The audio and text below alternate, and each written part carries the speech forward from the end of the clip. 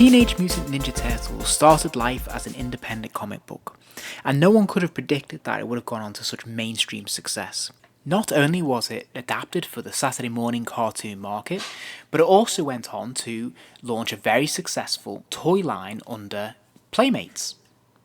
These toys were an instant success and went on to do tremendous business with figure after figure, line after line, vehicles, playsets, everything you could think of. And there was something of a Teenage Mutant Ninja Turtles fever in the air at the time. So much so that it went on to lead to a series of Hollywood films. And since then, the Turtles have been adapted, readapted, relaunched, revamped multiple times. But today I'm going to look at the Super Shredder figure from the second Turtles film from the 90s, which is made by NECA, or NECA. The figure is of course produced in this very fancy deluxe box, very chunky box there with art from the film poster and some shots of the action figure itself on the back there. It has an opening flap and it has a really nice photograph of the figure, and you can see the inlay of the figure itself. Lovely presentation, as we come to expect from NECA with their deluxe versions of figures. Now, the first thing you'll notice about this figure is his size. When you see him in the flesh, he is absolutely ginormous. And we'll look at that a bit closer later on. But he's very, very impressive visually. There's lots of nice detailing here. And lovely little paint apps to really enhance the muscles and the definition. He's really overbearing. His cape is a wonderful fabric that's very shimmery.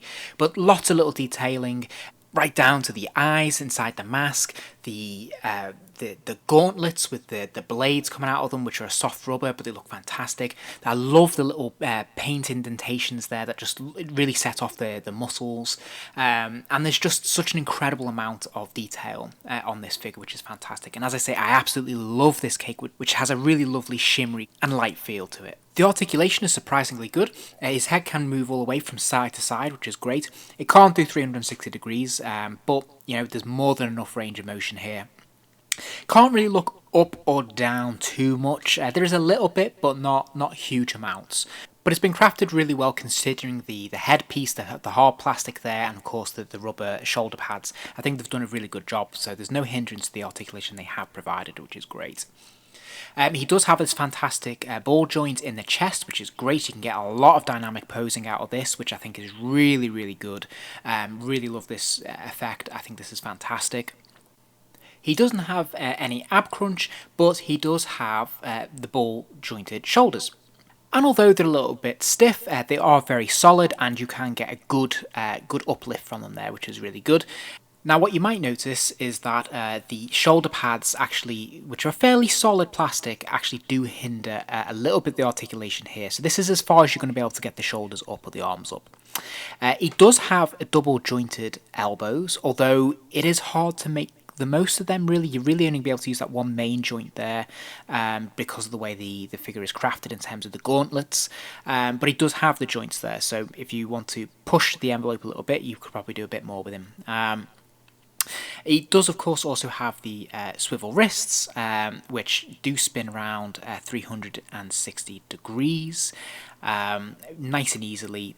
The rubber gauntlets do not impact on this at all, and allow free-flowing movement, which is fantastic. He can also bend his wrists forwards and backwards a little bit on that hinge joint there, so that's excellent. And although he doesn't have the ab crunch, he does also have articulation in the waist here, so he can spin from side to side. Now, it's a little bit tricky to do. You have to really work at it and apply a fair bit of pressure because it won't move very much, but it is there. In terms of the leg articulation, again, I think he's got ball jointed hips there, so his legs can move forwards and a little bit backwards. The double jointed knees, as we've come to expect and love. And of course, he can hinge his legs out as well, which is great. Now, he does have the ankle pivot as well, so he can move his foot forwards and backwards, and he can swivel them from side to side. So lots of posing possibilities there when you're standing him up, which is great. In terms of accessories, he also comes with the Ooze in his vial, and also his trident, for lack of a better word. I know it's not strictly a trident, but his big spear. Again, they look fantastic. I love the detail in this. The colour of the green is really nice and looks really luminous. And it's obviously it's screen accurate prop, which is fantastic. And I think again his spear there looks great. It adds, because it's so tall, it adds even more stature to his appearance. So in terms of comparison, here is the Playmates Raphael figure. So apologies, it's not the NECA movie one, but you can get a good sense of scale here. And here he is with the Rocky 3 NECA figure. So again, you're getting a real sense of just how tall and how overbearing this Shredder figure is. Like, it's impressive.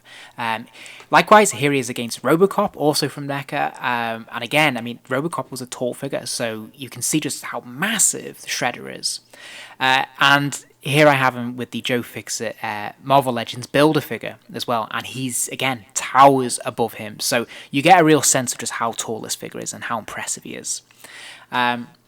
For me, I have to say, I absolutely love this figure. I'm not even that big a fan of the franchise, but I love what they've done with this. I love the paint apps, the colouring, and I think NECA just absolutely knocked it out of the park with this figure.